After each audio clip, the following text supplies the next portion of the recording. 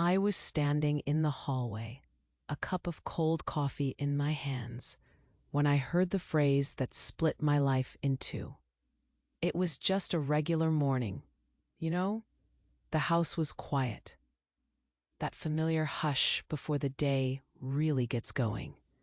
I had my coffee, half forgotten, just like I did most mornings. But then I heard it, a voice. My son David's voice. It came from the kitchen, muffled a bit, but clear enough. He was on the phone, talking to someone, and there was a cheerfulness in his tone that usually warmed my heart. This time, it chilled me to the bone. He said, and I can still hear every syllable echoing in my head. "Don't worry, the trip is guaranteed." I stood there, feeling the cold seep from the coffee cup into my fingers, up my arm. My body was still, but inside, a storm was raging. Something they were entitled to, like air or sunlight. They thought my silence was weakness. They thought my gentle nature meant I wouldn't notice, wouldn't understand. But sometimes, when you're pushed past your breaking point, past the edge of what you thought you could endure, something else awakens, a different kind of strength, a cold, clear resolve. The trip they dreamed of so much, the one paid for with every penny of my carefully saved pension, with my sacrifice, with the last vestiges of my hope for their happiness. It had just been canceled. Not out loud, not in any way. This internal shift, this new resolve, was something deep, something I hadn't felt in a long, long time.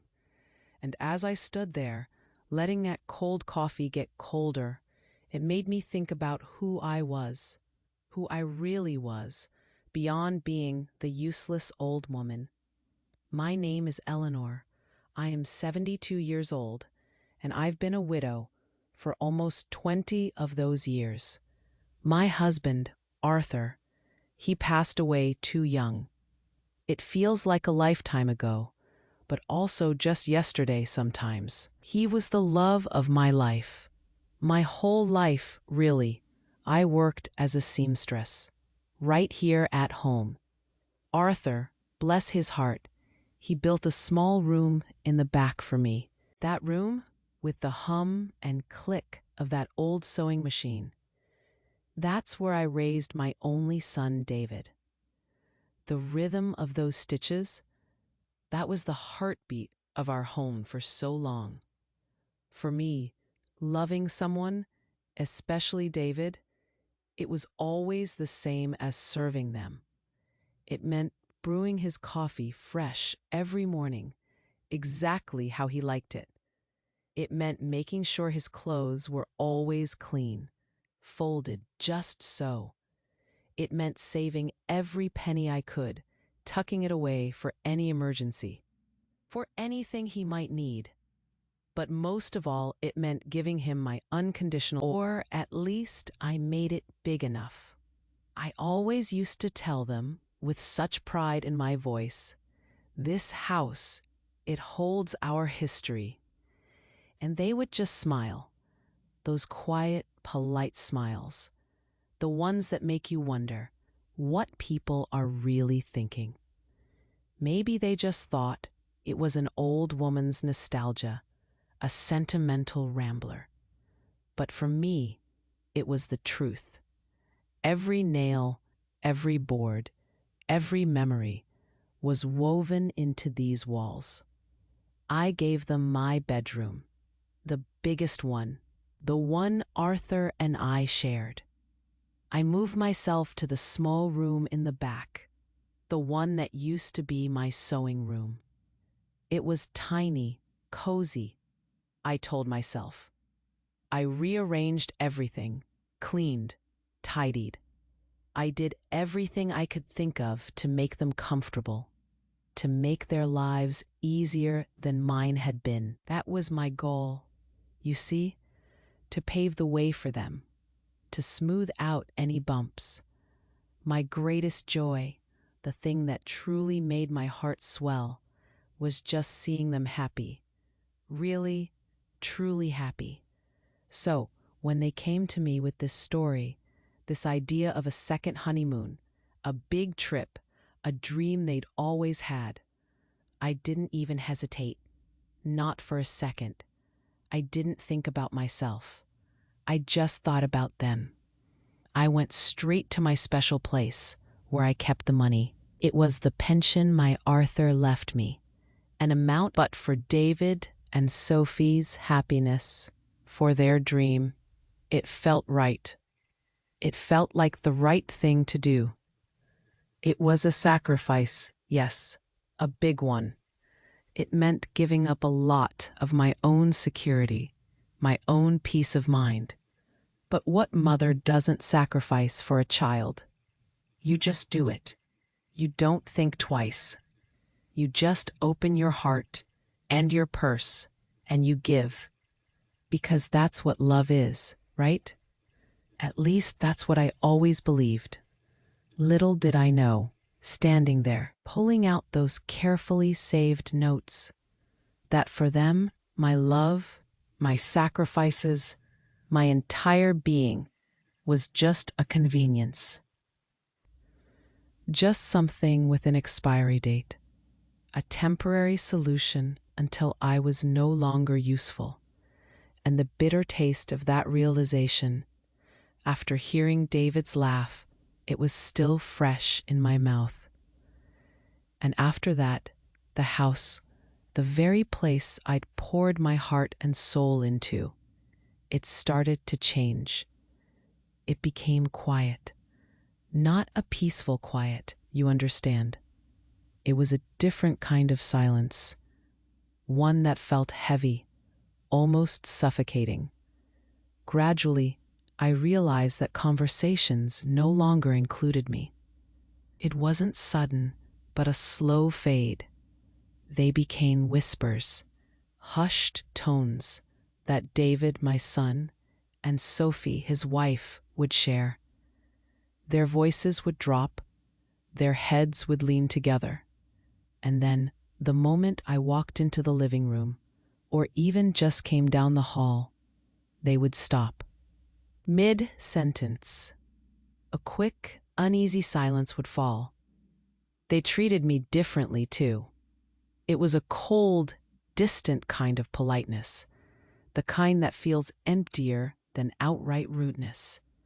Hugs, when they happened, were quick, almost an afterthought. A peck on the cheek, a quick pat, then they'd pull away. Our good mornings became automatic, just sounds really, without any real eye contact. They'd look past me, or over my shoulder, anywhere but truly at me. I started to feel like an old piece of furniture. Part of the decor, yes, always there, but without life, without purpose beyond just existing in their space.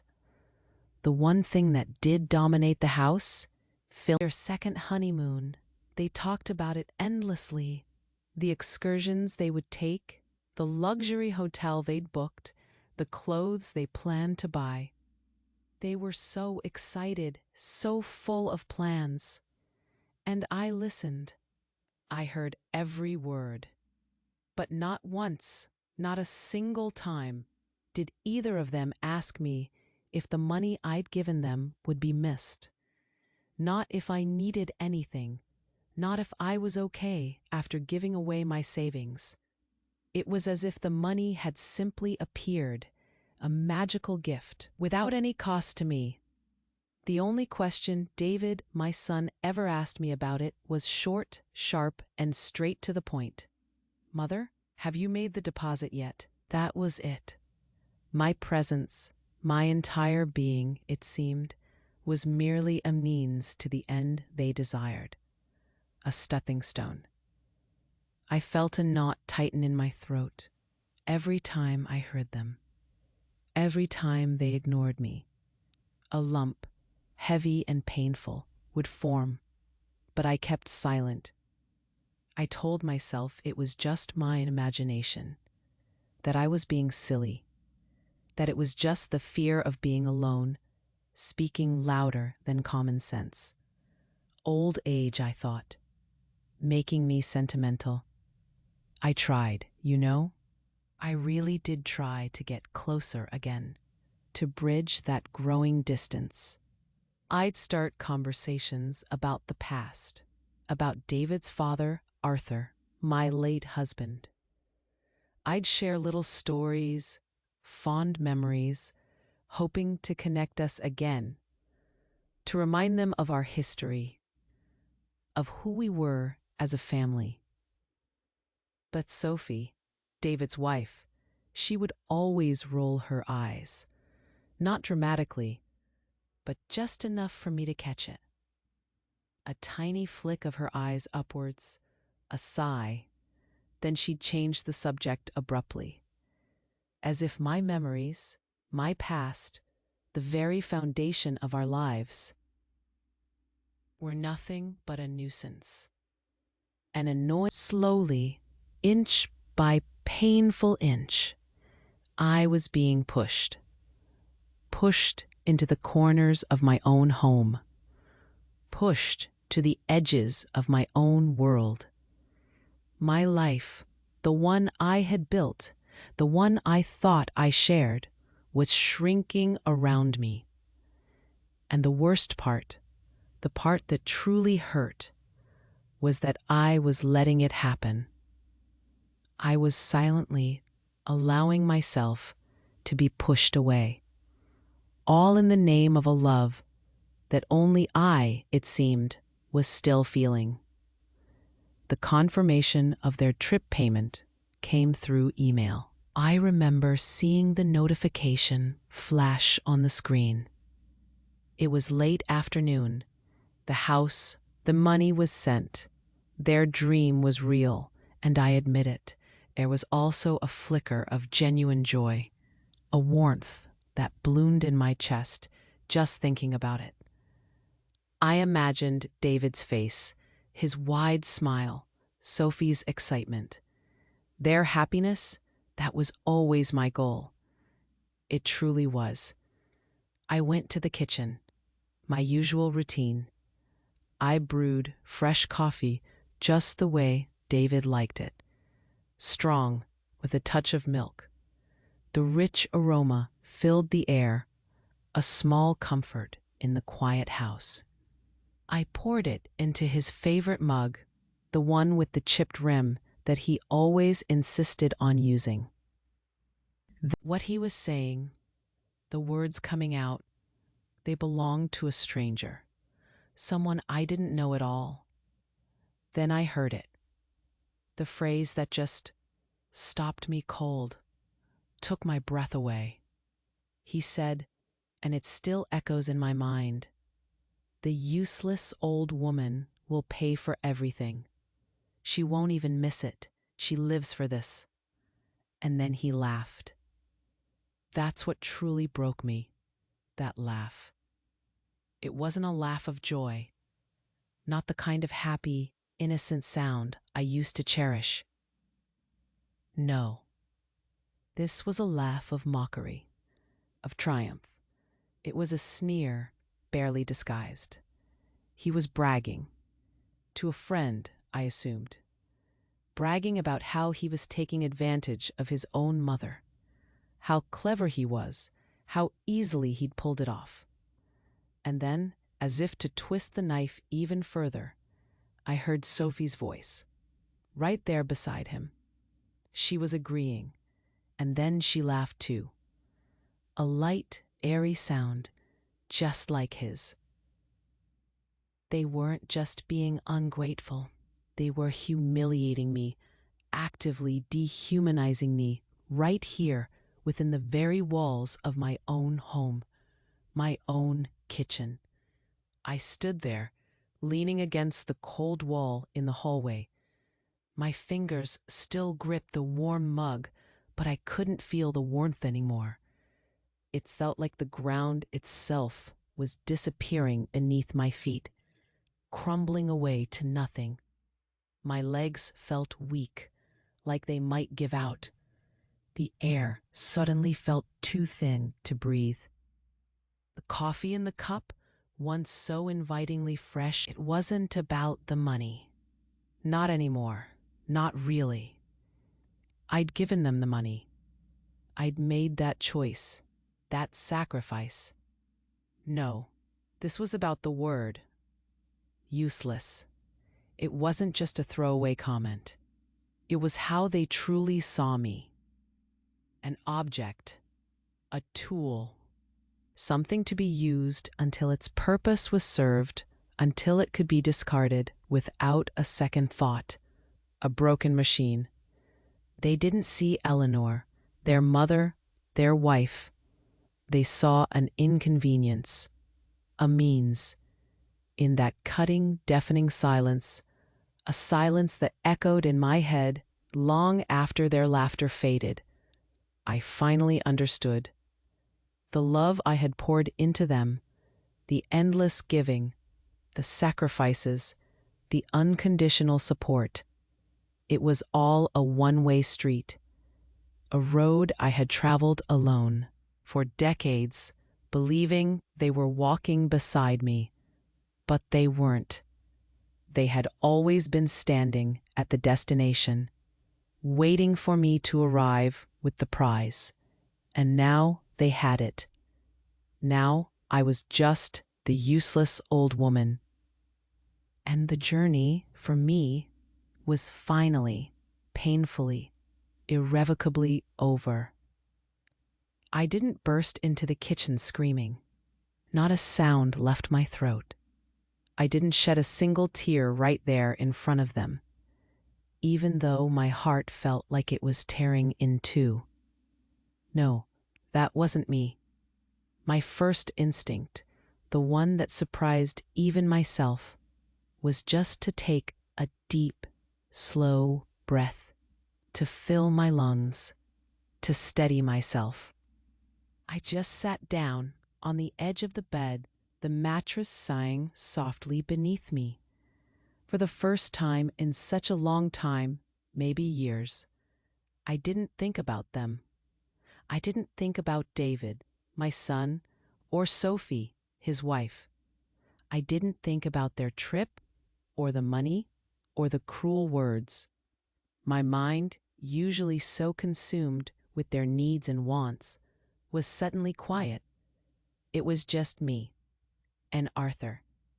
I thought about Arthur, my late husband. I thought about the strong hands that had built these very walls, brick by brick. I remembered the sweat that poured from his brow on hot summer days, the way he whistled while he worked, the pride in his eyes when the roof finally went on. I thought about my own hands, tired from sewing, helping him paint, planting the first flowers in the garden. This house, it wasn't just a building. It was our life, our legacy, and it was mine. My gaze drifted to the old dresser by the window. It was a simple piece, solid oak, a wedding gift from Arthur's parents. David and Sophie had never really paid it any mind, never bothered to look inside. They saw the house, they saw me, but they never truly saw what held it all together. I reached out, my fingers trembling ever so slightly, and opened the top drawer. It slid open with a familiar, soft creak. Inside, tucked beneath some old lace handkerchiefs and a faded photograph of Arthur and me on our wedding day, was an old, somewhat battered plastic folder. It was yellowed with time, its edges soft, but I knew exactly what was inside. I pulled it out, my heart beating a little faster now. A strange mix of sadness and something else, something solid, growing in my chest. I opened the folder, and there it was, the deed to the house. The paper itself was old, thin, but the words were perfectly clear. I traced them with my finger. The name listed there as the sole owner in black and white was mine. Eleanor Davies. It hit me then, with a force that surprised me. They lived under my roof. They ate my food. They used my kindness, my sacrifice, my quiet love. They planned their future, their second honeymoon, their renovations, all as if this house was already theirs. An inheritance, a right. But they had forgotten the most important lesson, the simplest truth. This house has an owner, and that owner was me. That night, I didn't sleep a wink. I couldn't. The moonlight streamed through the window, painting silver stripes across my small room. I just sat there. It wasn't just a piece of paper anymore. It was more. It was proof of Arthur's hard work, yes, but also proof of my own history, my own resilience, my own strength, which I'd almost forgotten I possessed. They called me useless. They saw me as an ATM, an old woman to be pushed aside. But they had forgotten who truly kept that roof over their heads. They had forgotten the foundation. And holding that deed, feeling the crinkle of the paper in my hands, a calm clarity settled over me. A quiet, certain resolve.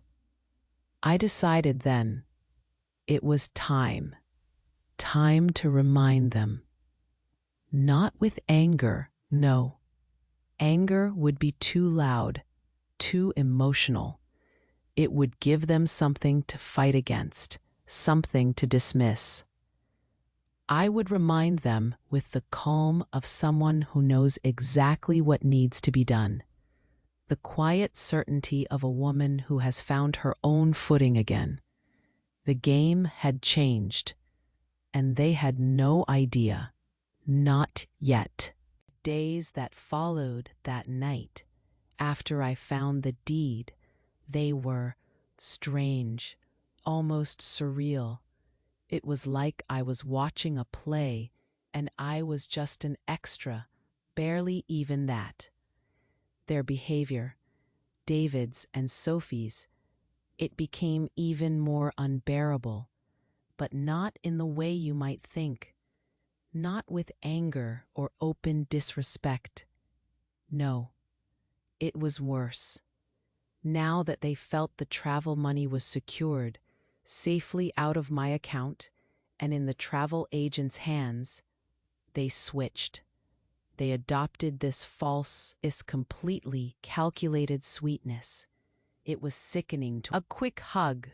He'd murmur, "I love you, Mummy," right into my ear.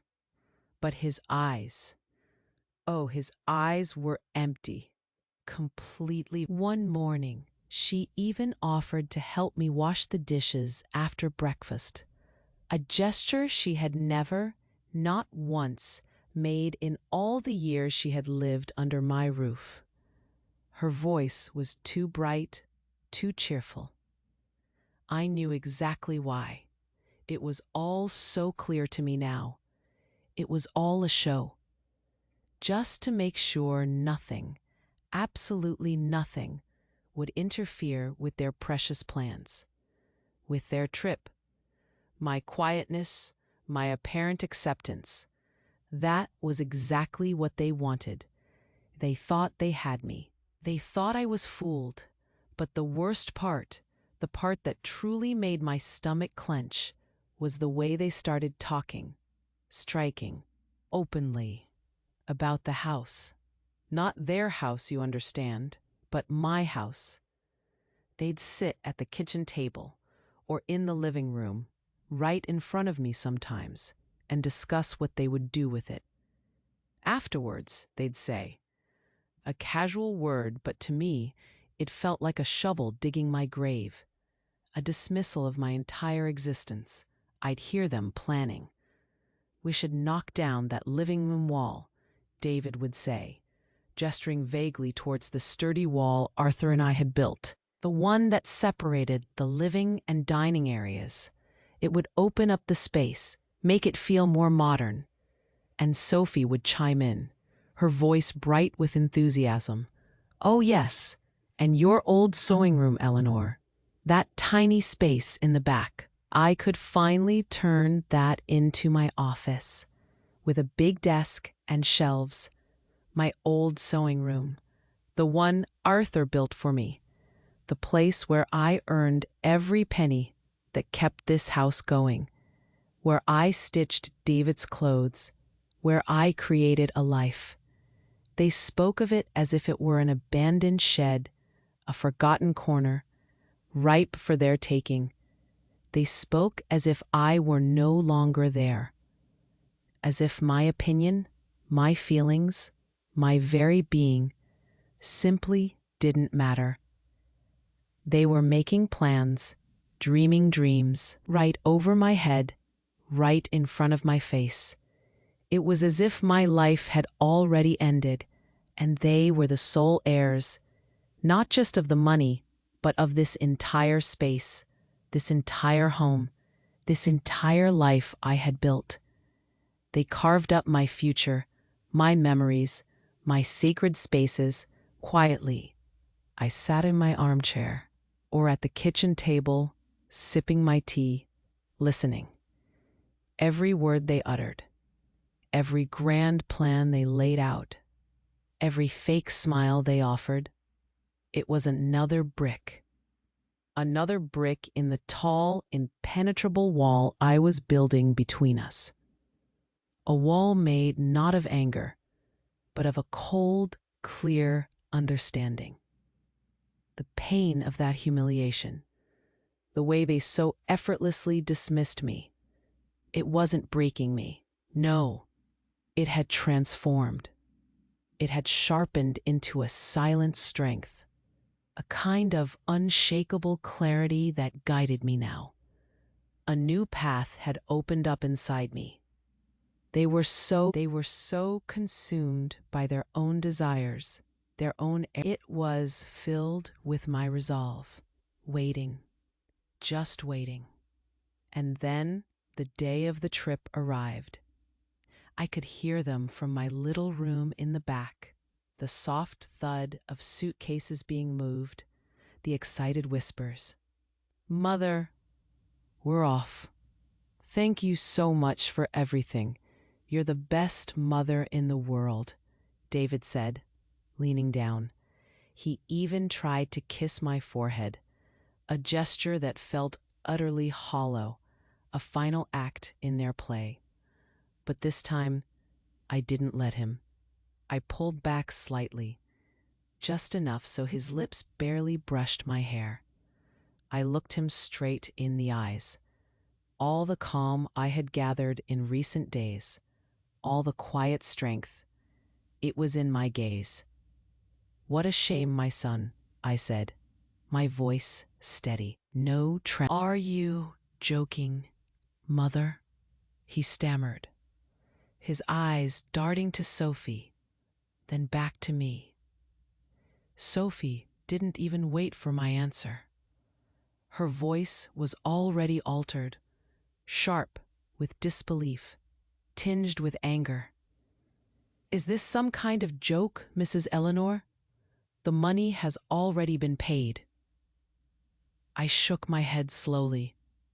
The cup in my hand felt heavy, but I held it firm. "Yes," I replied, just as calmly. "And I've already requested the refund. The money will be returned to my account." It was then that David exploded. The carefully constructed facade of gratitude and affection shattered instantly. His face turned red, his voice rising, raw with fury. "You couldn't have done that. Who do you think you are?" Then, With a slow, deliberate movement, I stood up. I walked past them, past their stunned faces, towards my small room in the back. I didn't rush.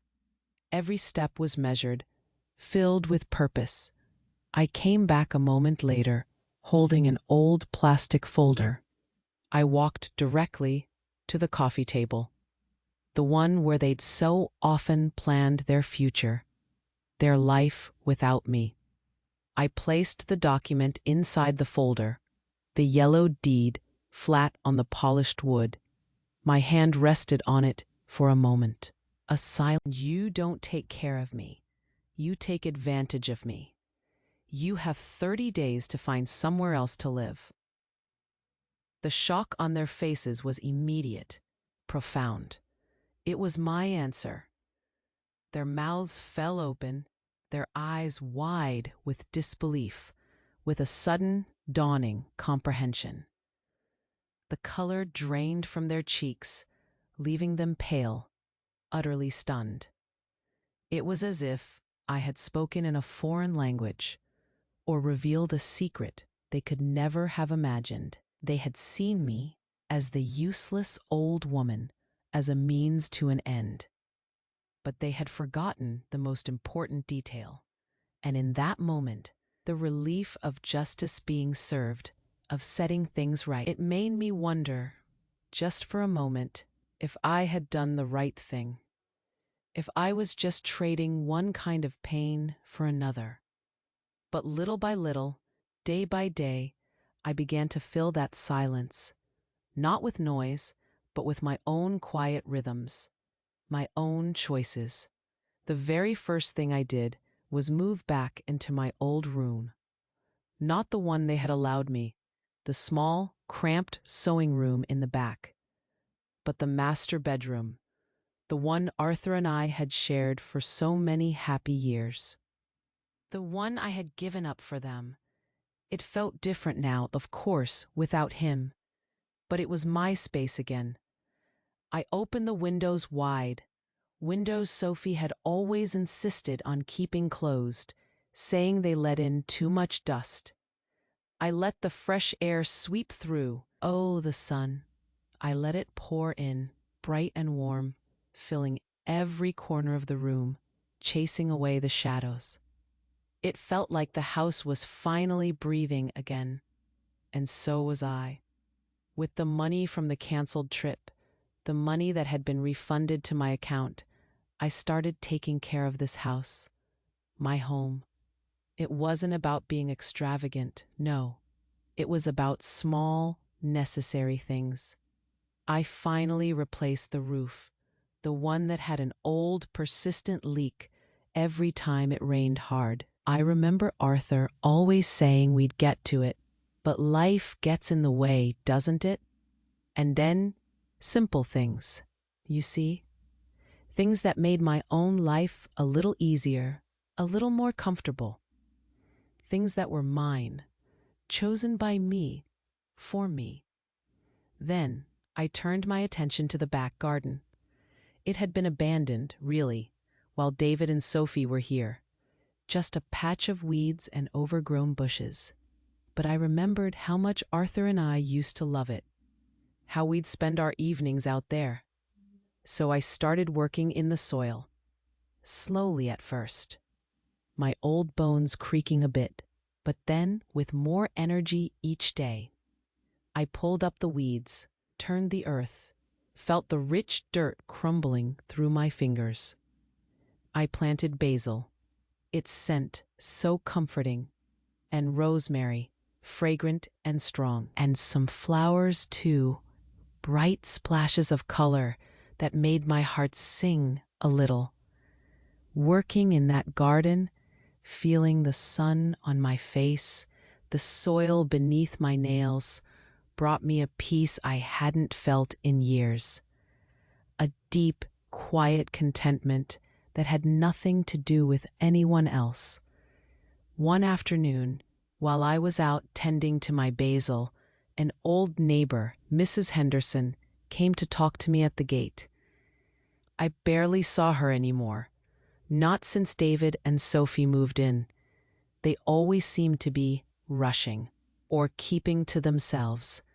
But Mrs. Henderson, she just stopped and started chatting about the weather, about her own garden, and we rekindled our friendship, slowly, gently. Simple conversations, sharing cups of tea. It was nice, just nice. I didn't become a rich or adventurous woman, no. My life, it remains simple. But now, it is truly mine. I make my own choices, set my own pace. Sometimes, the sadness of disappointment, of what might have been with my son, it still knocks at the door of my heart, a quiet ache. But it no longer enters. It doesn't consume me anymore. I learned the hard way that self-love, taking care of yourself, putting your own needs first sometimes, it's not selfishness. It's a necessity. It's how you survive. And the peace I feel today, in the quiet, sun-filled silence of my own home, it is priceless. I look at my life now, in this quiet, sun-filled home, and I see things so differently. It's funny, isn't it? How sometimes the greatest proof of love we can ever give isn't to others, but to ourselves. For so long, I thought love meant giving everything. It's about respect for yourself, first and foremost. They called me useless. That word, it used to sting so much. It used to make me doubt everything I was. But looking back, it wasn't me who was useless. It was them. They were the ones who proved incapable. Incapable of seeing a mother's worth. Incapable of seeing the years of sacrifice, the endless love, the very foundation I provided. They were incapable of seeing me as anything more than a resource, a means to their own ends. And that, I realize now, is their burden, not mine. My worth isn't something they could take away or define. It was always there, just waiting for me to reclaim. No, my worth is, and always will be, defined by the dignity I demand for myself, by the respect I insist upon from others and from within. Especially as an older woman, sometimes people forget that we have a lifetime of experience, of wisdom, of stories. They forget we are still here, still living, still feeling. They sometimes see only the age, the perceived frailty, the useless old woman. But that's just a label they try to put on us. We don't have to wear it. It took me 72 years to truly understand this, to stand up for Eleanor, to give myself the same gentle care I'd always given to others. This new beginning, it wasn't about anger or revenge. It was about finding my way back to myself, to the woman Arthur loved, to the woman who built a home, who stitched a life. And in this quiet, simple life I have now, surrounded by my basil and rosemary, talking to Mrs. Henderson over the fence, watching my new television, I finally feel whole. My heart is still healing from some things, yes, but it's healing with a quiet strength, a profound peace, and a clear understanding that my dignity, my very self, is the most precious thing I own. It's a peace at whispers, rather than shouts. I wake up with the sun, not with a knot of dread in my stomach. I make my own coffee just the way I like it, and I sit on the porch, watching the world wake up around me. The scent of my basil drifts in from the garden, a fresh, green comfort. The hummingbirds visit my flowers, their tiny wings a blur of life. These are the small, precious moments that had been hidden from me, buried under layers of worry and other people's demands. I'd forgotten how much joy there could be in just being, in just existing peacefully in my own space. This quiet strength, it isn't about being loud or defiant. It's a deep, settled calm that has taken root inside me. It's knowing who I am, and it's a right I finally claimed. I look at my hands now, a little gnarled with age, but they feel mine is internal, unshakable. It truly comes from within. I sometimes see David, in the town. He looks different, harder perhaps. He never looks me in the eye when we pass, and I don't seek him out. The wound is still there, yes, but it's scarred over. It doesn't bleed anymore. What I feel now isn't anger. It's a quiet understanding of what was lost and what was gained. I lost a version of a son I thought I had, a dream I held so tightly. But I found myself. And that, in the grand scheme of things, feels like a far greater treasure. My home, this house that holds our history, it truly feels like mine again. Every corner, every sunbeam that cuts through the window, every quiet echo. It's not just four walls and a roof. It's a sanctuary. It's a testament to resilience. It's where, Eleanor, you have to nurture your own soul, just like you would a precious garden. And I share my story not for pity, but because I believe there are so many of us out there, so many women especially, who have given so much, who have been called useless in one way or another, or made to feel that way, who have forgotten that their quiet strength is a powerful force, who need to know that it's okay to put themselves first, that it's okay to set boundaries, that it's okay to say no. It's not about being selfish. It's about self-preservation. It's about reminding ourselves and remind us of our shared humanity, of the battles we fight, often silently. They remind us that even in our quietest moments, we are capable of so much. If hearing these voices, if connecting with these experiences brings you a little